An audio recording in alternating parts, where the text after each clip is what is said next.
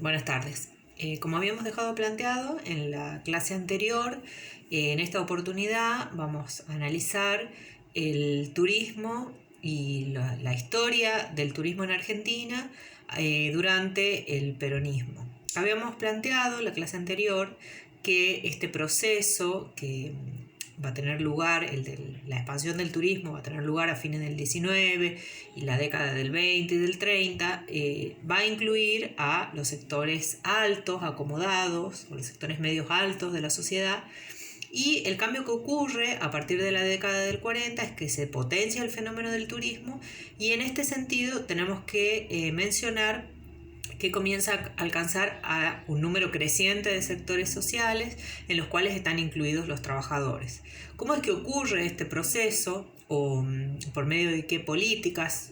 Hay una serie de políticas explícitas, pero a nivel general tenemos que mencionar que la economía, digamos, va a sufrir un cambio que se impulsa la expansión del mercado interno y también la industrialización por sustitución de importaciones, y que como parte de este proceso hay un aumento, se elevan en más de un 60% los salarios reales, y se va a ampliar de una manera muy marcada el acceso a la educación, a la salud, a la vivienda y a la recreación de los sectores trabajadores y sectores medios. Entonces, en este sentido es importante marcar, digamos, que hay una serie de políticas que están orientadas a expandir, digamos, este turismo popular. Tanto es así el proceso que el turismo se convierte durante el peronismo en una cuestión de Estado. ¿Esto qué significa? Que tiene tanta importancia para este gobierno que pasa a formar parte de la agenda del Estado, y por eso el Estado va a tratar de promoverlo a través de distintos canales. Y uno muy importante y básico, digamos, es la aparición de una serie o la sanción de una serie de leyes y decretos que van a apuntalar y van a potenciar el turismo.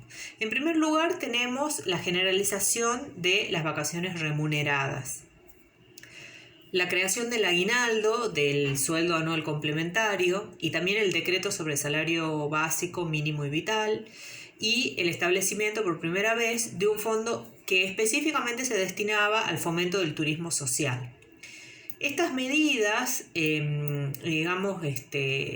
van a estar articuladas entre el 46 y el 50 por tres líneas principales que permiten que el turismo se incorpore a la agenda del Estado y que logre articular con otros sectores. En primer lugar, el turismo sindical. Esto es una marca de este periodo, se desarrolla sobre todo en las sierras de Córdoba, donde los sindicatos van a adquirir y construir hoteles y también colonias de vacaciones. Otra línea importante que apuntala el turismo son los planes interprovinciales de turismo social, que se van a realizar en conjunto con la CGT, con la Central Nacional de Trabajadores, y el resultado es que van a poder vacacionar alrededor de 200.000 personas, más de 200.000 personas, familias, digamos, trabajadores. Y por último, la última línea, los planes nacionales, que entre el 46 y el 50 van a estar a cargo de una nueva repartición. Nosotros en la primera clase habíamos hablado de la Dirección de Parques Nacionales, si se acuerdan, era una de las medidas del 20. En este caso cambia el nombre, va a ser Administración de Parques Nacionales y Turismo.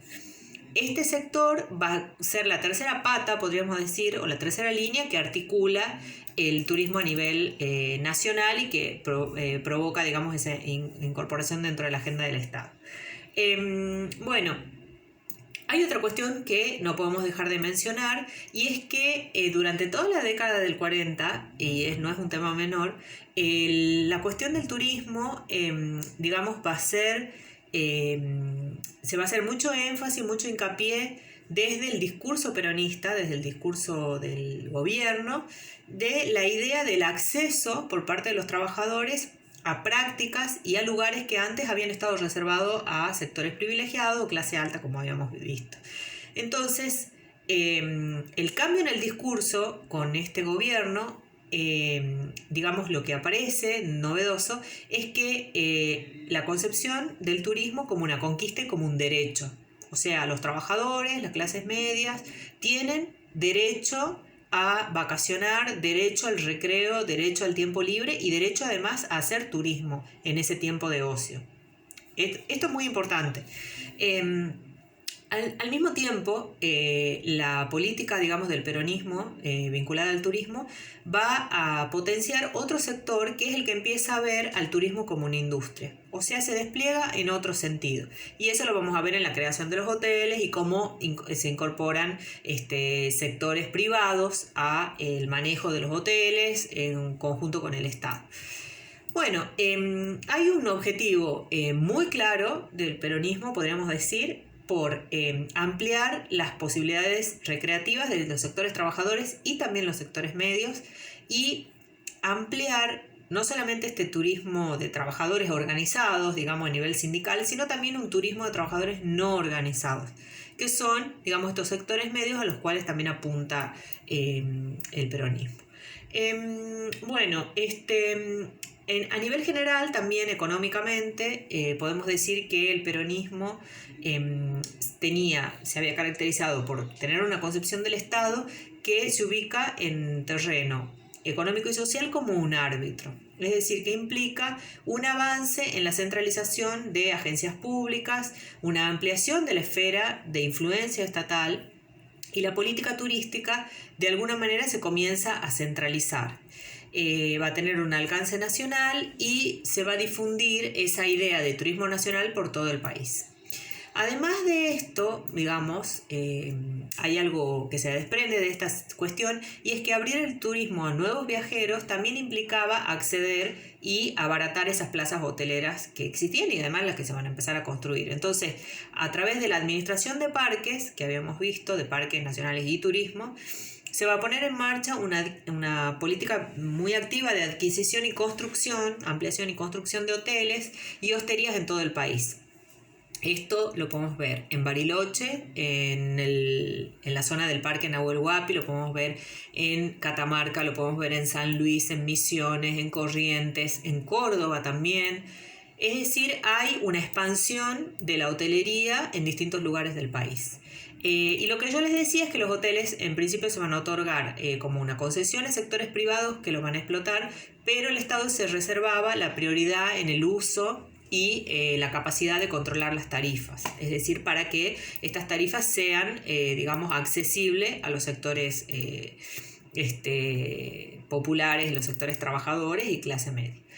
Bueno, uno de los principales lugares que se ve, digamos, en los que impactan todas estas medidas es en la ciudad de Mar del Plata, donde además el paisaje cambia rápidamente y es, digamos, no solo por la llegada de nuevos turistas, digamos, si en la década del 1930, 1931, podíamos ver que accedían a las playas 60.000 personas más o menos.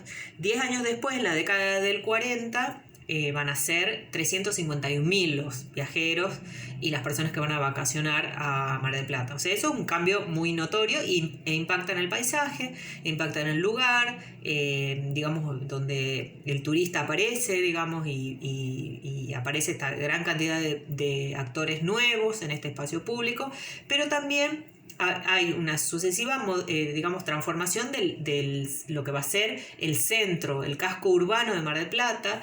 Pasa de ser una ciudad que se consideraba anteriormente como una ciudad jardín a una ciudad de cemento, donde vemos que el impacto en este sentido no es tan positivo, digamos, y es uno de los aspectos que podemos pensar como negativos, digamos, del impacto del turismo, y es que se pierden esos lugares que antes eran considerados como jardines o espacio público, digamos, donde no había llegado, digamos, la construcción de edificios y la utilización del cemento, y paisaje se transforma decididamente y sin retorno, digamos, en un paisaje urbano.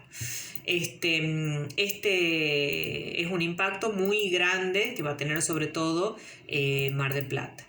Bueno, por otra parte, hay una serie de proyectos, digamos, familiares que van a tomar la posta, digamos, de estos lugares, y también en estas políticas, digamos, de expansión urbana, se facilitaban también la ayuda económica, se otorgaban préstamos, autorizaciones, es decir, que había, digamos, como una facilidad hacia los sectores privados para construir, digamos, los hoteles. Bueno, también se mejoran los caminos, se construyen los balnearios, o sea, es decir, que hay una política de construcción y de pavimentación que tendía a conectar zonas, digamos, con el área metropolitana, también aumentar interconexiones dentro de la propia zona turística. Es decir, que para dar lugar a este aumento de caudal de, digamos, turistas que llegaban. Hay entonces una gran inversión en caminos, como habíamos visto anteriormente, pero ahora las obras viales realmente en la costa atlántica norte, digamos, sobre todo, van a ser una respuesta, digamos, a este interés del Estado por fomentar la industria turística. Esto, digamos, lo que va a provocar es que se intensifica, digamos, la integración territorial, y aparece una oferta de turismo accesible a los sectores medios. Nosotros habíamos visto cómo el automóvil, digamos, es un medio de transporte, además del ferrocarril, es un medio de transporte que sobre todo los sectores medios, digamos, van a utilizar, digamos, para trasladarse, y en este caso está, digamos, está articulado con este proceso. Bueno,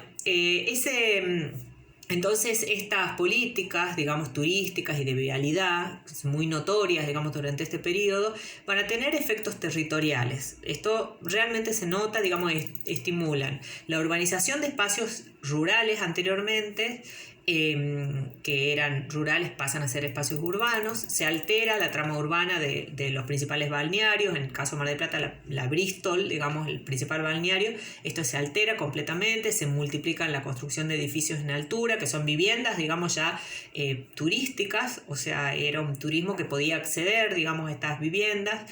Se crea una infraestructura hotelera a escala nacional, capaz de acercar esa idea que habíamos visto en los 20 y en los 30, que era esa idea como patriótica de conocer el país. Bueno, esta estructura hotelera que se expande, digamos, por todo el país, estaba haciendo cada vez más posible que se dé ese proceso. Y además, digamos, hay una intensificación en el discurso de que el acceso al turismo era un derecho y una conquista de los trabajadores. En términos generales, estas políticas peronistas van a poner el turismo al alcance de sectores sociales, van a convertir las vacaciones en un derecho, y digamos, esta idea de los planes de turismo social quedan en la memoria de las personas, quienes van a recordar esto y recordar cómo esta conquista se hacía realidad, digamos, en los trabajadores, la posibilidad de vacacionar, de hacer turismo. Que no solamente tener ratos de ocio, digamos, de no trabajo, de diferenciarlo, sino también de viajar y de realizar actividades vinculadas con el turismo. Ese discurso público va a poner énfasis en, digamos, casi exclusivamente en los trabajadores, pero también estas medidas estaban destinadas a los sectores medios, aunque en el discurso se apele casi únicamente a los trabajadores. También eran medidas destinadas a los sectores medios. Una gran parte de esta política peronista estaba orientada a estimular el turismo como una fuente de riqueza, como una industria, como hemos visto, que los sectores privados puedan construir los hoteles, puedan administrarlos, manejarlos, y eso era posible si se atraía un turismo que era más un turismo pudiente, digamos, un turismo que estuviera diversificado en otros sectores, y en este sentido se apelaba a los sectores medios, que tenían, digamos, muchas ganas de viajar, de imitar a los sectores altos, y que querían acceder al disfrute de las vacaciones. Entonces, frente al énfasis discursivo, digamos, que se apela al obrero, al trabajador, vemos que también han estado en el centro de estas, digamos, políticas, los sectores medios en ascenso. Una serie amplia de estas políticas, las viales, las crediticias, la idea de dar créditos para la construcción de hoteles, por ejemplo, van a apuntar a ese objetivo, a estimular la hotelería, digamos, y a desarrollar nuevas localidades turísticas, nuevos espacios dentro de los que ya eran tradicionales. Y también estos, digamos, principalmente se puede ver en el caso de Mar del Plata, digamos, también apelan a la idea de la segunda vivienda, digamos, como el departamento en la costa para los sectores pudientes, el veraneo en la playa, la imagen, digamos, de contar con ese lugar, digamos, para veranear. Bueno, estas políticas van a tener una finalidad que era de fomentar el desarrollo económico, van a tener también otra finalidad que es estimular el esparcimiento de los sectores medios y también la práctica de las vacaciones. Y era un objetivo, digamos, que cristaliza o que se puede sintetizar en el eslogan Mar del Plata Universal, que es como, digamos, para todos, podría ser. En el contexto de esta sociedad, digamos, también el turismo va a apelar al turismo obrero, pero también se va, digamos que va a incluir a otros sectores. Y en este sentido, lo que tiene, digamos, de interesante es que el peronismo, digamos, logró, digamos, entrelazar esto popular, la cultura de masas, y también incorporar a esta cultura popular prácticas y registros que eran representativos de otro sector, que son los sectores medios. Esto, sin embargo, digamos, va a ser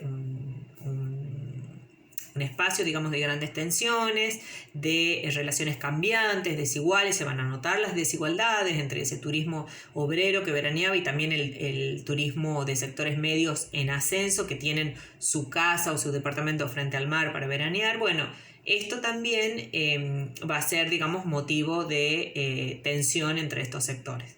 Bueno, con esta clase más o menos hemos podido identificar algunos aspectos importantes del aporte, gran aporte que va a ser el peronismo a el turismo de diferentes sectores que hasta ese momento habían estado al margen de estas prácticas.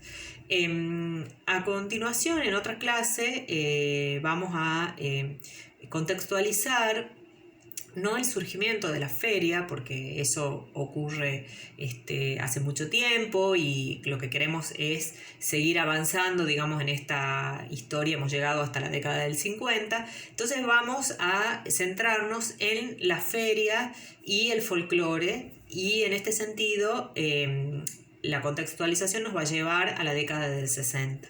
Cómo la feria de Simoca se inserta en esta nueva trama de folclore, de cultura popular, en los 60 en Tucumán.